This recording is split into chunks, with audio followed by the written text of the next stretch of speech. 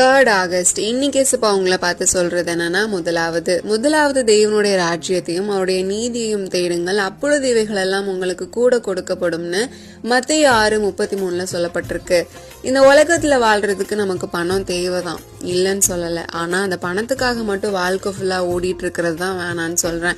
இப்ப இருக்கிற ஜெனரேஷன்ல மேக்சிமம் எல்லாரும் அப்படிதான் இருக்கும். பணத்தை தாண்டி நம்மளை சுத்தி நிறைய நல்ல விஷயங்கள் இருக்கு. பணத்தை மட்டும் நோக்கி நம்ம வாழ்க்கை இருக்கும்போது மத்ததெல்லாம் நம்ம கண்ணுக்கு தெரியறது இல்ல. ஃபர்ஸ்ட் கடவுளை தேடணும், அவரோட ராஜ்யத்துக்கு போக நம்ம வாழ்க்கை எப்படி இருக்கணும் அப்படின்றதையும் நினைக்கணும். இதெல்லாம் சரியா இருக்கும்போது மற்ற காரியங்களெல்லாம் நமக்கு கிடைக்கும். இல்ல எல்லாம் சேர்த்து கிடைக்குமா? இந்த உலகத்துல நமக்கு இருக்கிறதெல்லாம் இந்த பூமியோட முடிஞ்சிரும். எதையும் கொண்டு வந்ததும் இல்ல, கொண்டு போறதும் இல்ல. அதனால இருக்கிறத வச்சு சந்தோஷமா வாழுங்க, தேவனை தேடுங்க.